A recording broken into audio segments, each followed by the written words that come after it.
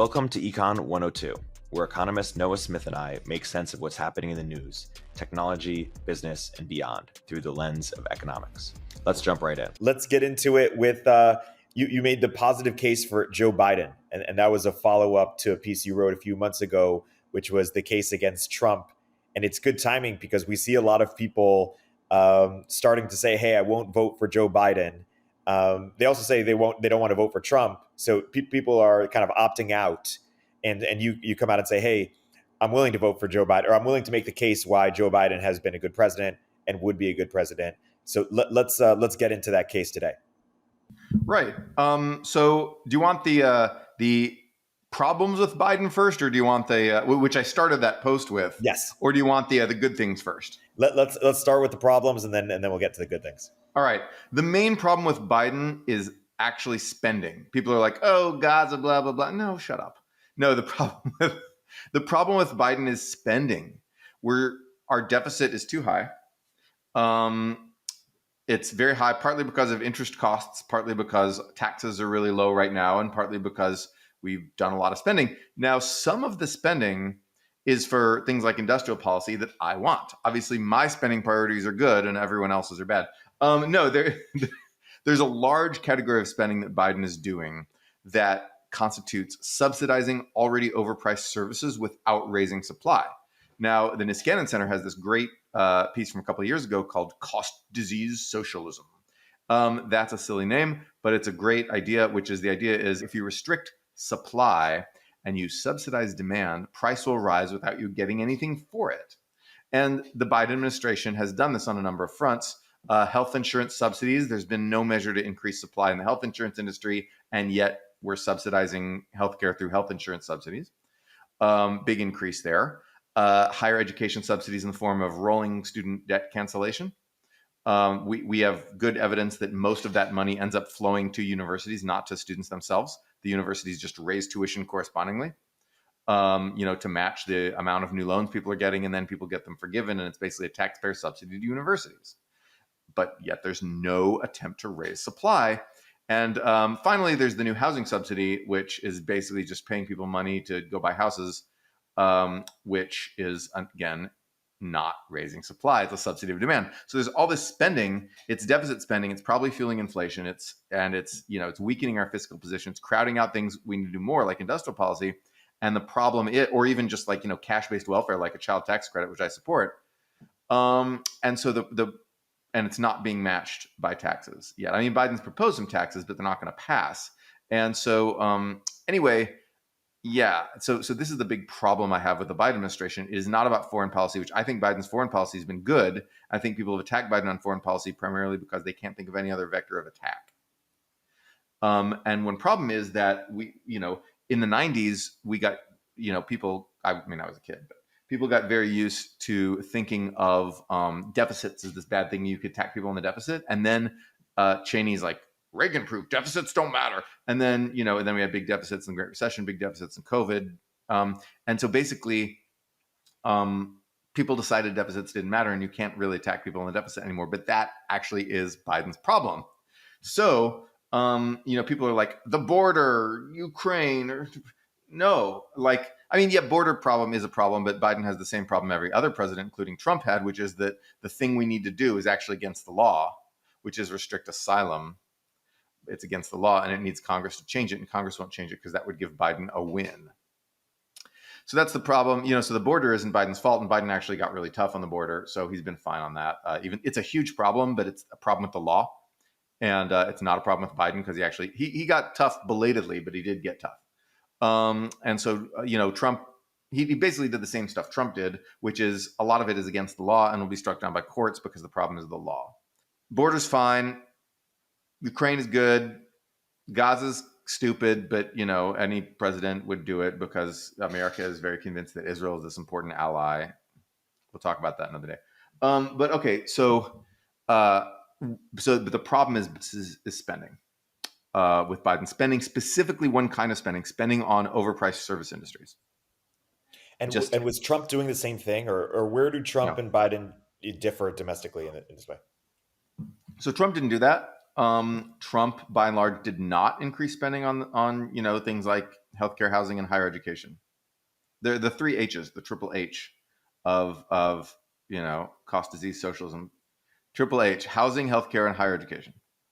And so the three H's, Trump did not really spend a lot of money on. Biden is doing it, so that's actually the case against Biden, in my opinion. So now, do you want me to get to the pro-Biden case? Yes, let's do it. All right, let's do it.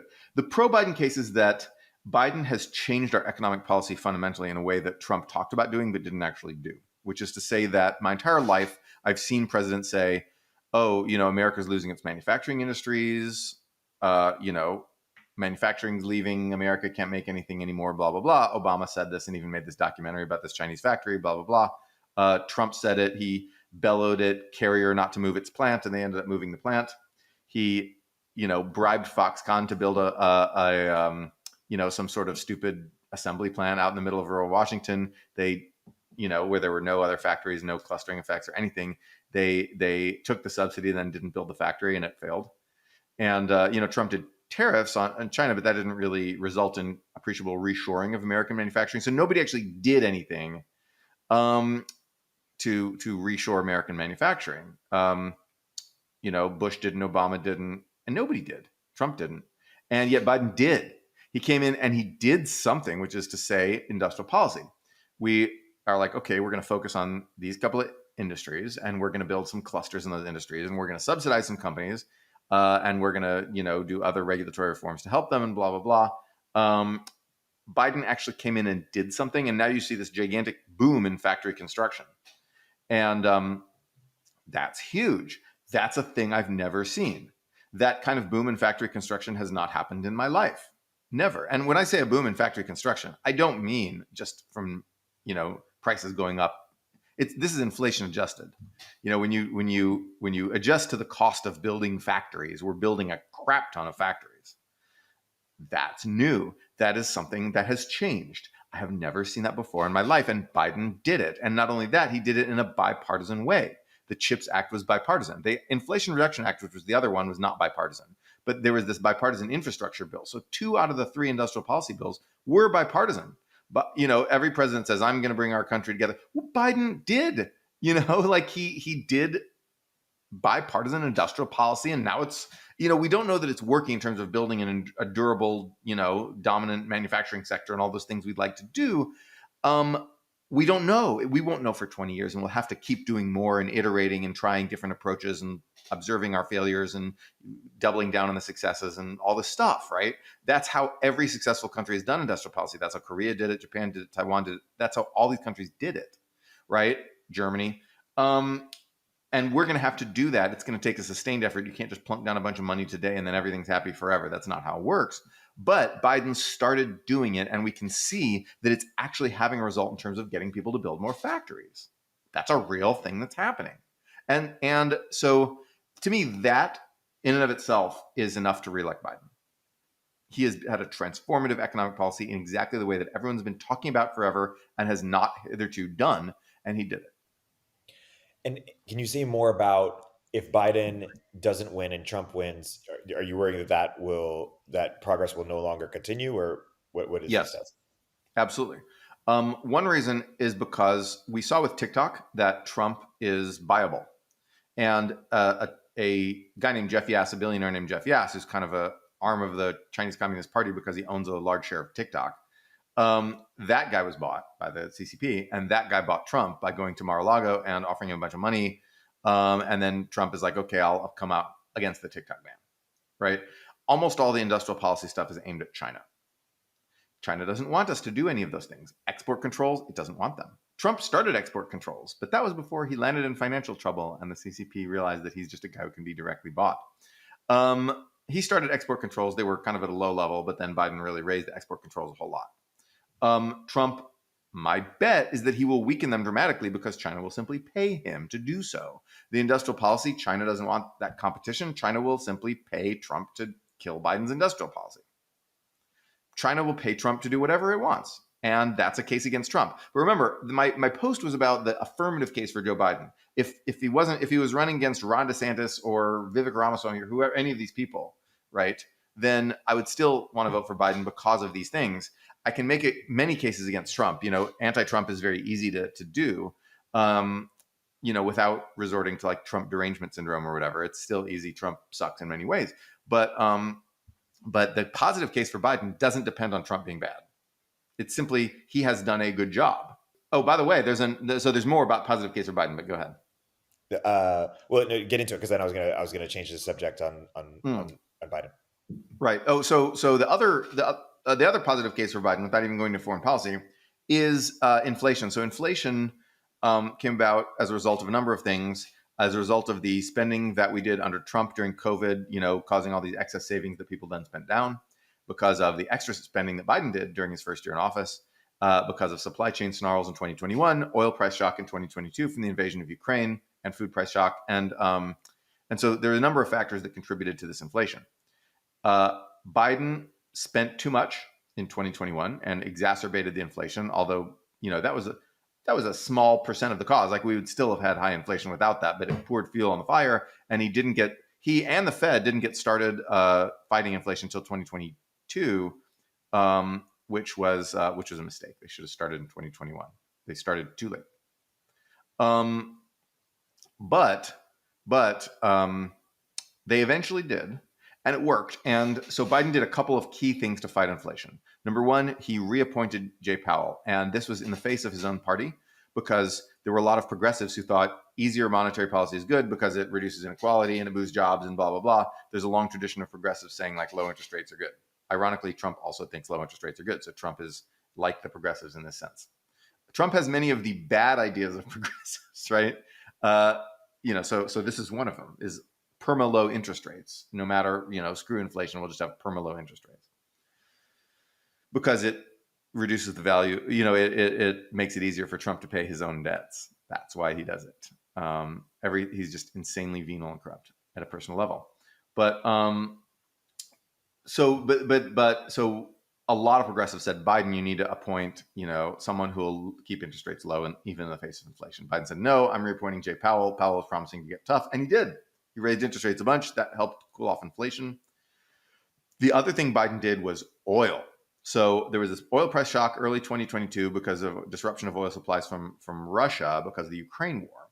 Oil price shocks tend to feed into inflation quite a lot, because not only are they, do we pay for gasoline and other directly oil-based stuff, but oil is transportation fuel, which many businesses run on because they have to run trucks, right? Or ships and stuff like that. So it feeds into their costs and really raises stuff a lot. People have to pay a lot more to get to work. So they need higher wages to get to work. So that can contribute to things. So there's in many ways in which higher oil prices contribute to inflation quite a lot. In the 70s, that was the big driver. So Biden's like, okay, we're going to stop that. I came into office saying that I was going to be 100% in support of green technology, but guess what? We're going to drill. So Biden opened up drilling everywhere, and the United States is now the biggest oil producer, not just in our own history, not just in the world, but in the entire history of the world. We are producing more oil right now than any country has ever done, ever, under Biden. And because we drilled, we fracked. And Mark Andreessen would go and write tweets like, frack, drill, blah, blah, blah. Biden did exactly that. It's like he was reading Mark Andreessen's tweets. So he fracked, he drilled. America, the fracking machine revved up. We produced a ton of oil. We outproduced Saudi Arabia. We outproduced Russia. We outproduced all these guys. And now we're an oil exporter. Now we're awash in oil. Not only that, he timed the Strategic Petroleum Reserve thing very, very effectively, with releasing oil and then buying, releasing oil when it was expensive and then buying it back up when it was cheap. It's like very good day trading. But of course, you've rigged the market. So of course you're going to make money day trading. But the federal government can and should do that. So then we did that. And so we did that. And that helped reduce oil prices too. Although I think that the fracking and drilling was the big one, but the petroleum reserve was like for the first couple months, right? And then after that, the fracking came online. And so then Biden did some other things, some agreements with some other countries to boost oil production. And they did. Dang it, that worked. And then oil prices crashed. And that's one big reason inflation went down. So Biden has been a good inflation fighter. Trump, if you want an anti-Trump case, Trump would not have been, because Trump loves low interest rates. He would have done the oil. Trump would have absolutely done the oil thing. But he would not have done the interest rate thing, I think. I think he would have wanted easier monetary policy, and that would have poured fuel on the fire of inflation. We'll get back to the conversation in a moment after a word from our sponsors. If you don't already subscribe to Turpentine's industry-leading newsletters, like our new daily AI newsletter, Emergent Behavior, or Media Empires, you should. But that's not what I'm here to tell you about. The platform we use to power these newsletters is called Beehiiv, and it's excellent. First of all, it was started by the same early team who helped build Morning Brew into a $75 million newsletter business. And they built Beehiiv to offer that same powerful functionality to anyone sending emails. From essayists to business owners, the platform is beautiful, their text editor is intuitive, and they help you scale your audience with custom growth features. Beehiiv has powerful tools to help you monetize your content. You can easily launch paid subscriptions or pursue an advertising model. The Beehiiv platform will even connect you to premium brands to sponsor your newsletter. Not only do we use them, but thousands of the top newsletters in the world also use them, like Milk Road, Blockworks, the Lindy newsletter, and so many more. Beehiiv's founder hooked up Moment of Zen listeners with a sweet deal. Get 20% off for 3 months with code MOZ. Visit beehiiv.com, that's BEEHIIV.com, to get started. Can you, for the two big things that Biden did, the Inflation Reduction Act and the CHIPS Act, can you kind of talk about like the bull case and the bear case for each, or why you like either of them, and why either of them have room to be desired? Absolutely. So for the CHIPS Act, the bull case is that I told you about that factory construction. Chips are by far the biggest piece of the factory construction. The United States has historical dominance in semiconductor industry, and we still control many of the upstream inputs, such as design software, awesome lasers, et cetera, et cetera. It is incredibly strategic. We absolutely need this industry, and semiconductors have always been the most strategic industry of all. China's coming on extremely strong in semiconductors. We need to stop them. And building up our own semiconductor industry is incredibly important. Also, there's the risk that China will destroy Taiwan, and then we'll lose all our high-end chips from TSMC. That's a risk. So we're hedging against that risk. So this is really good policy. It's also, chips are also the key to like the electronics industry, now the auto industry, and in addition to weapons. So they're this incredibly important upstream input into all kinds of industrial products. So if we want to actually have a manufacturing-based economy, we better be good at chips. So we have the historical strength. We have a lot of talent that currently exists in the country. We have, this sort of we have clusters of talent in chips, and it's incredibly strategic. And we're building a hell of a lot of it. So chips, that's absolutely a bull case. For a while, it looked as if some of the chips projects were. It looked like they might be in trouble, but it turns out that was just because we hadn't committed the subsidies yet. So TSMC was kind of sandbagging and saying, "Oh, we're going to delay, and then we were like, "Here's a subsidy." They're like, "Oh, we're on time," and so that happened. And they had a fight with the union, but they resolved it. And so anyway, TSMC is doing great now. Yay! That I wrote that piece about East Asian management culture. That I think that's one of the pieces I'm happiest about having written in recent memory, like in the last year or so. Like that's been a really good one. It got a decent amount of attention. Why is that? I think it was. So the reason I liked it was because I managed to bring together a whole bunch of threads, including historical stuff, economics, culture, things like that. So hold on, let me. So I managed to bring all these things together, and sort of make a kind of positive prediction that if Taiwanese factories want to build chips here, they will figure out how to do it, and we'll figure out how to, their corporate culture will change, our corporate culture will change. We will find the people to do it. I think it'll be successful because Japanese auto factories were successful, and because Taiwan doesn't have any super special chip making sauce that like other than easy permitting and in low wages. It's like they've got some natural advantages, but they don't have like special chip making sauce. We can do it. Anyway, if you haven't read that post, that's one of my favorites that I've written. I showed it to a bunch of people in the industry who really liked it. So that's great. Should we get to back to the Inflation Reduction Act? Yeah, Inflation Reduction Act. The bear case of the Inflation Reduction Act is that China will. It's just small potatoes compared to what China's doing. There is no way to get the amount of subsidies China is giving to green technology is like, you can argue whether it's healthy or not based on like the climate impact, but economically it's going to result in a lot of companies going bust, a lot of companies going out of business, a lot of spare capacity, rusting fields of EVs, and things like that. This is good for for scaling up, driving down costs, keeping the learning curve going for solar and batteries. That's great, but it would be very difficult to convince America to do anything on this level. And so if we're going to have a battery industry and we're going to have an electric car industry, we're going to have to use protection, tariffs, the condom of trade policy. So Cold then, open. yeah, there's the cold open. So we're going to have to use a tariff condom. No, so which we did today, right? So today, Biden released this massive tariff bill. This Trump is promising even higher tariffs because he has to. That's his shtick, But these tariffs go far beyond anything Trump did. These are the biggest tariffs we've had in living memory, easily. The tariffs on these things are like 100%. These are like, no, China, this is a thing you will not sell to America. If you make a high enough tariff, it's just a quantity restriction. If you make a high enough tariff, people just the thing goes to zero, right? Because if China was able to sell us, $20,000 electric vehicle, like $20,000 EV sedan, it will now have to sell that for $40,000 with the same quality. A low end car for $40,000, it won't. No one's going to buy it. It's we already don't buy any Chinese electric cars, but there might have been a big increase. There might have been a huge penetration. Now there won't be. Cranes, medical products, semiconductors. So even though we've used export controls to restrict China's ability to make the top end semiconductors, the lower end semiconductors it can still make. That's easy. Like you can make that in my house. Well, no, you can't. But you can. It's a lot easier than what TSMC does with the top end chips. So China makes a lot of these like sort of old chips, but these old chips are actually used in military stuff, in cars, blah blah, and you could have back doors in them. So we're using tariffs against chips. And honestly, I would have done the chip tariff and I would have done the EV tariff.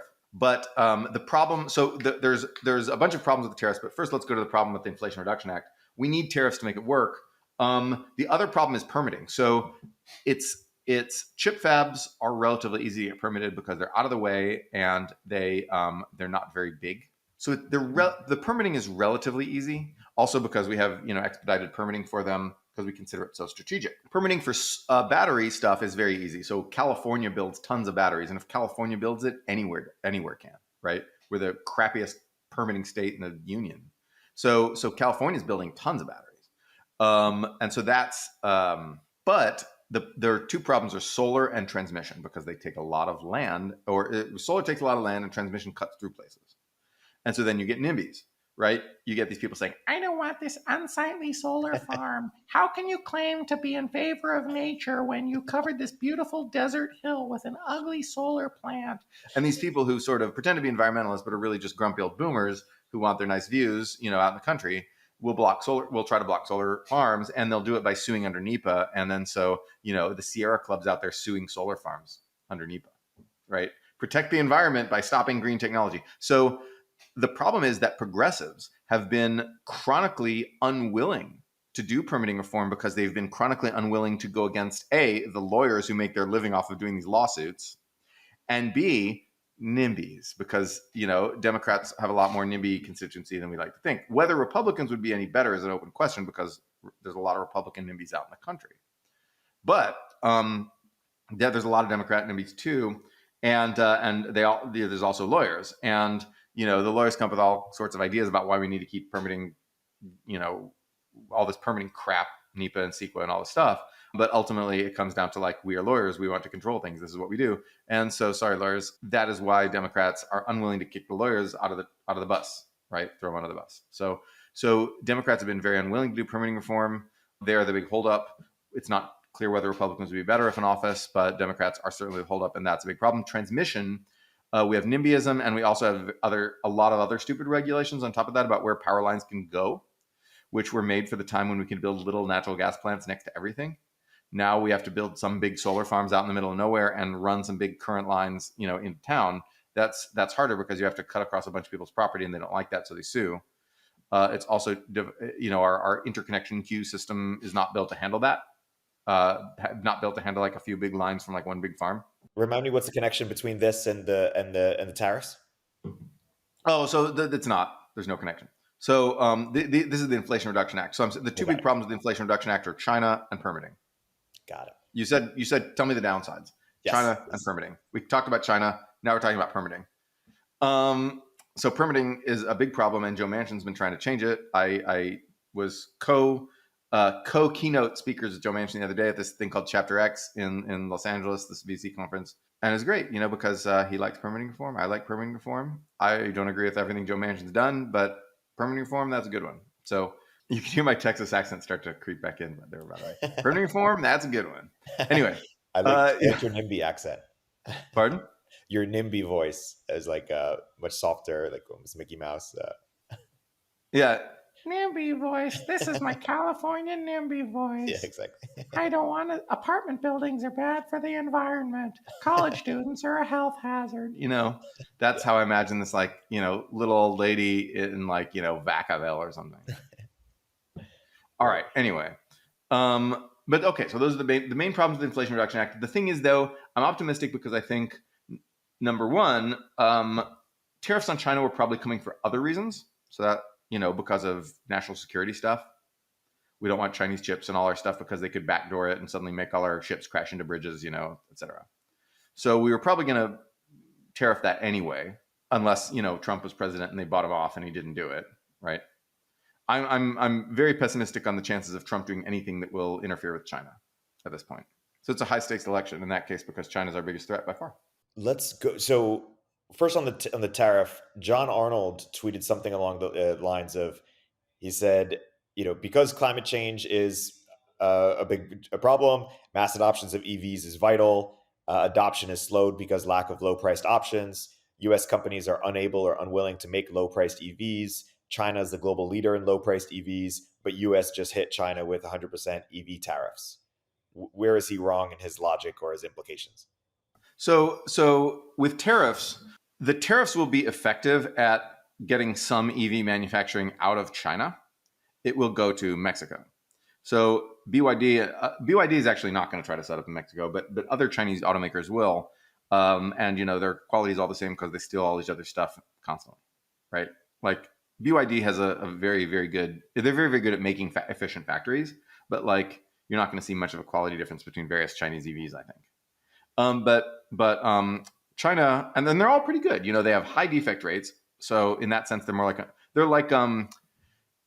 Japanese cars are famous for low defect rates. They're just incredibly good at producing cars that will last forever and driving. Germany is legendary Germany has higher defect rates, but they have incredibly high performance, which is to say that German cars will drive really well, and then the window will break, and then Japanese cars, the window will never break, nothing will ever break ever. You'll never have to take it in, and Korean cars same, and then American cars just imitate whatever other people do, but Chinese cars basically have high defect rates, but they've got lots of features to gadgets. So they have these awesome giant screens you can control, and they're really nice. It's really nice looking, not amazing quality on the inside, which typifies practically everything made in China. But they're fine and they're cheap. The price point is right, and so China can simply transplant factories to Canada, to Mexico, et cetera. And we might put tariffs on those and we might not. If we put tariffs on, we could put tariffs on, factories owned by Chinese companies, but then they'll just do joint ventures, right? They'll just buy a stake in Mexican auto manufacturers, and they'll get around that. We could block Chinese EVs from our country, but I think, and maybe Trump will, but it'll start fights with allies if we do, which is a big problem. We need some EV imports to spur competition, right? GM and Ford, their offerings suck. And Elon's offerings are great, but he's now gotten distracted by robo-taxis and Twitter beefs. So we have car companies, GM and Ford have the capacity to make good EVs. They're just not focusing on it. They're betting on internal combustion future. They're betting on a slower EV transition. And Tesla is betting on, that it can be a software company and make high margins as a software company and not have to compete with China and all this stuff. Great. We need the competition. We got competition from Japan in the 80s and 90s, and that made our cars better because then Japanese capital came here. We need Chinese auto factories in America. We need BYD to build cars in America. And so if we keep high tariffs on Chinese cars for a long time, and if we find some way to block Chinese imports from Mexico, then maybe BYD will come build factories in America. Japanese companies have done that. Japanese companies have huge factories in America that build tons of cars, even then export them. So you get, Japanese companies like Toyota, Nissan, Honda, they are building cars in like Indiana, Alabama, Tennessee, and exporting them to like, Korea, Australia, Italy, wherever, right? People in the world are buying Japanese brand cars made in America. That is a foreign direct investment success story. And we could replicate this with China probably. There's national security concerns like controlling, what if they backdoor the cars and we have to prevent them from using the Chinese chips, and that'll inhibit their supply chains and all this stuff. But in the long run, we could get that. The problem is this would take a long time. So this took 30 years for Japan, right? 20 years. They started doing it in the 80s. By the 2000s, you had tons of Japanese factories pumping out cars in America, and they started in the 80s. So 20 to 30 years. That's a long ass time. By the time that happens, it'll be mid-century. If we're going to hop on the EV revolution, and it's a very important revolution, we need to do it now. And our own car companies will only do it if we have some competition. So while the tariffs on China are inevitable, I would actually not put the tariffs on Mexican-made or Canadian-made Chinese brand EVs. I would allow that competition to spur our companies to compete. And I would maybe give our companies some help in that competition, but I would not protect them, because otherwise we're just going to be orphaned. We're going to not go to EVs. We're going to stay with internal combustion cars, and it's going to suck, because honestly, EVs are just better. And they're greener, but they're also better. Can you say more about the expected impacts of this tariff? You write that in general, there are four main potential purposes of tariffs: protecting the auto industry, reducing trade imbalance, eliminating security risk, and protecting domestic defense manufacturing capacity. Yes, exactly. So when progressives, Democrats talk about tariffs, they're talk about protectionism. They're usually talking about jobs. They're protecting American jobs. When Trump talks about tariffs, he talks about us winning, and it's hard to tell what that means, but it sounds like our brands outcompete their brands. So that would include jobs, but also include corporate profits. No surprise there. Trade deficits. Trump talks about this a lot, but increasingly, a lot of the people that the Democrats pay attention to talk about this a lot too. So there's two people I would look at here: Michael Pettis and Brad Setzer. Both of them focus on global imbalances. They focus on the trade deficit, not just with China, but with the whole world, but especially China's trade surplus and America's trade deficit. They focus on these things, and they say this is not good. Now, the real way to solve that is by having the United States no longer be the sole reserve currency, but that's a topic for another day.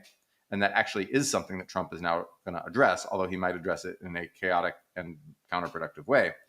But so I have to take a look at that. That's going to be an important thing. That's the most important, interesting new thing Trump has proposed in this election season, is to weaken the dollar, weaker dollar, which is great. A weaker dollar is a more competitive dollar. So in some sense, a weakness is strength. Yeah. I just became Orwellian. Anyway, But tariffs are, part of this way that we think, okay, we could reduce trade deficits by tariffing things. And so that's number two. Number three is we're worried that if China puts back doors in the chips that control all our ships and cars and trains and power plants and things like that, then, if there's a war or something like that, someone in the Chinese security services will just snap their finger and every bridge in America will collapse. And every car in America will slam into the back of the next car. Hundreds of thousands of people dead. Bridges collapsed all over America. It would be an absolute, massive catastrophe, paralyze our nation, and so this is obviously a big fear. And so that China could backdoor these things. And that's one reason for these tariffs. And I would add that the people who are against protectionism, who are like, tariffs raise consumer prices. Well, no shit, Sherlock. That's the point. The point is that they don't have any good answer to this, in my experience. They don't have any argument for why it is good to keep this vulnerability open in the name of lower consumer prices. I haven't seen an argument. If there's an argument, I've seen people dismiss this argument. I've seen people say this is a fake national security concern, like David Fickling of Bloomberg, who's normally a writer I like. He wrote that the other day. You can't just say that's fake and be done with it, right? That was the 2010s. We can't do that anymore. Sorry. Fake news, guys. The fourth one is defense manufacturing, because if a war comes, we're going to need to tell a lot of civilian manufacturing companies, please repurpose your lines to make missiles and vehicles and ships and things like that. And that's not going to be possible if we don't have any domestically owned domestically operated vehicle lines or manufacturing lines. We need companies like Ford and GM around so they can repurpose their lines to make us war stuff, because that's what we do. That's what the Defense Production Act does, right? And that's what we did in World War II. And that's what China will certainly do. I mean, maybe they're even doing it already. Like China will certainly do that. Civilian manufacturing capacity, a peacetime manufacturing capacity can translate into wartime defense manufacturing capacity. And I don't know if tariffs are worth this, or if there's better. Maybe subsidies are better. Although I just doubt we'll be able to afford subsidies of that scale needed to maintain these things by force of will. But maintaining some capacity via tariffs, even if that's inefficient, causes higher consumer prices for Americans, could be important for insurance against defeat in war. And again, you could argue against this idea, but I have yet to see any of the anti-protectionists, any of the free traders, the people at the Cato Institute, the green energy people, any of the writers at the Economist, which is just getting worse and worse. I have not seen any of them grapple with this. No, none. Either the cybersecurity or the factory, the defense manufacturing argument. I have not seen anyone grapple with this. They're just talking about higher consumer prices.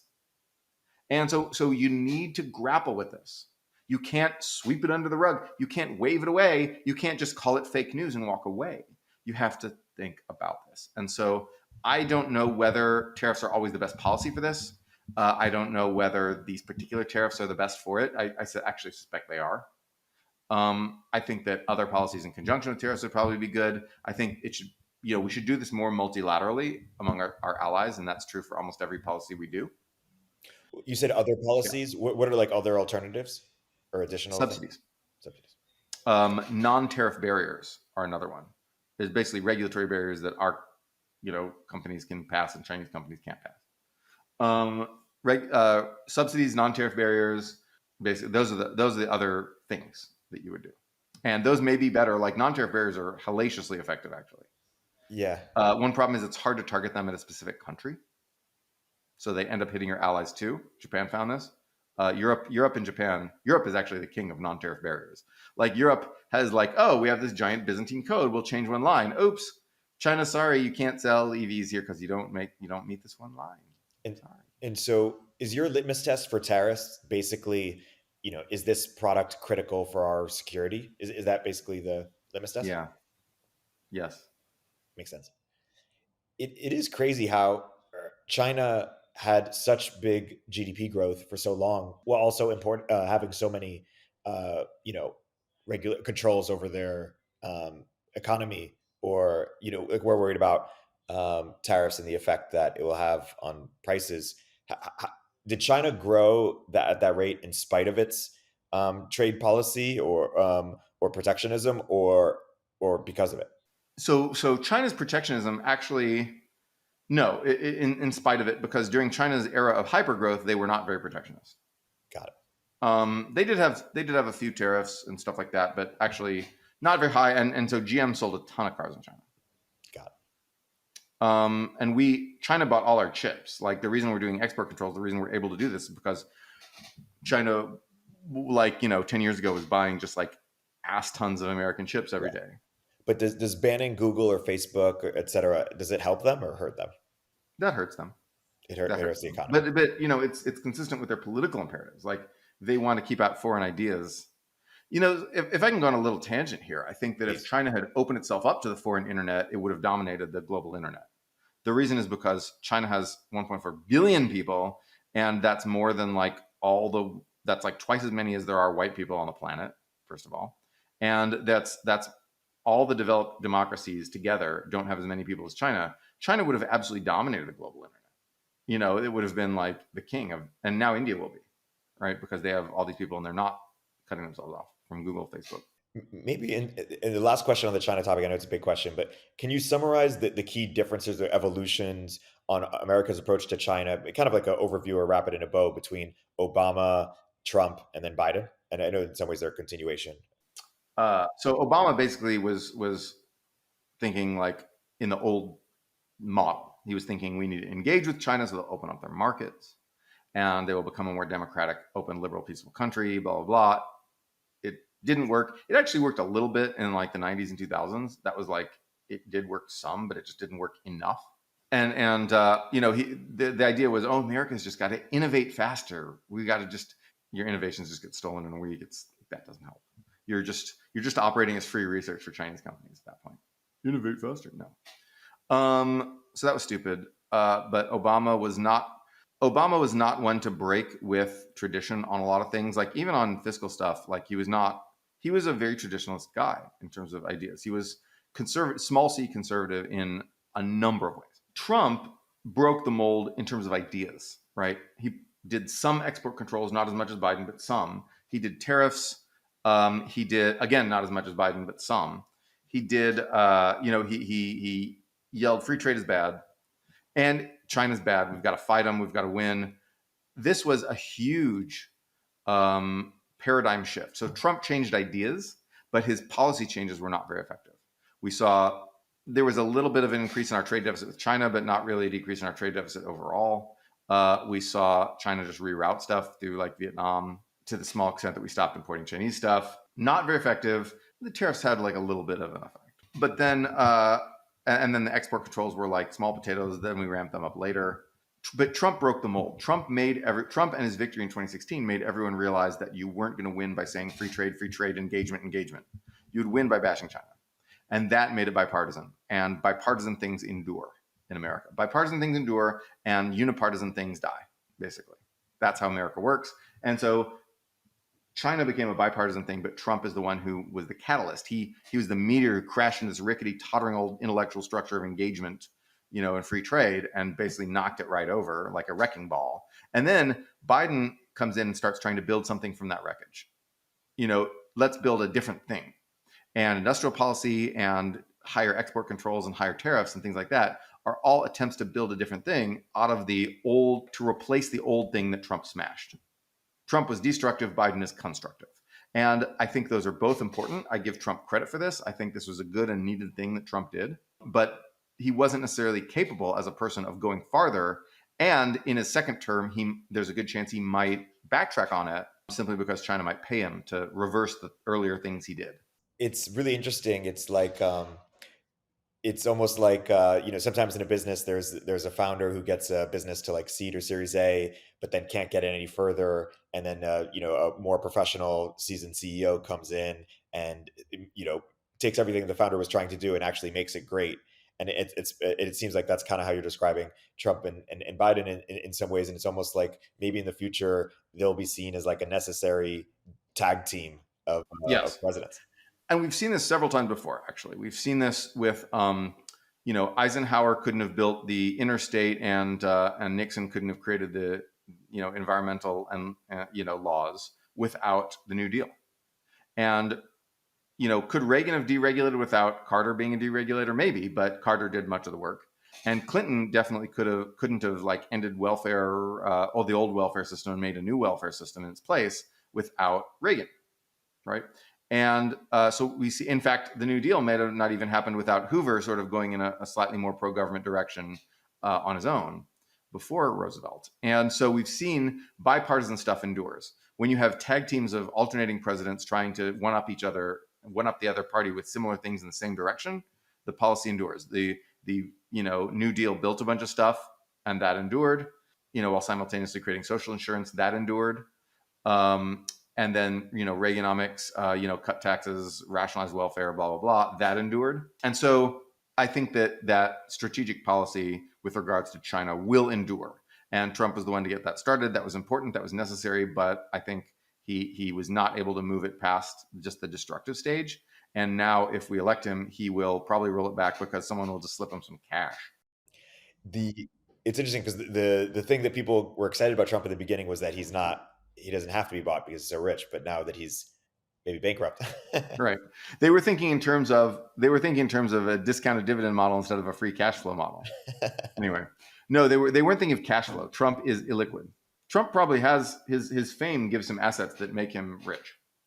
Trump is rich, but Trump is highly illiquid. He needs cash. his assets are very liquid. It's either real estate stuff that people don't necessarily want to buy right now, or it's in, you know, internet properties like Trump Media, right? That there's a big lockup on it. So he needs cash to pay his bills, and so it's liquidity that he needs. Didn't the Truth Social SPAC get him some cash or no? It's like a backdoor fundraising mechanism or something. Yeah, I think not. I think yes, it did to some degree, and I think Yass helped with that, didn't he? Didn't Jeff Yass help with the SPAC? Yeah, I heard that. That was I think it did get him some cash, and that was why Trump flipped on TikTok. But China has this long history of buying its critics. So there, you know, I remember this in the book Wireless Wars by Jonathan Pelson.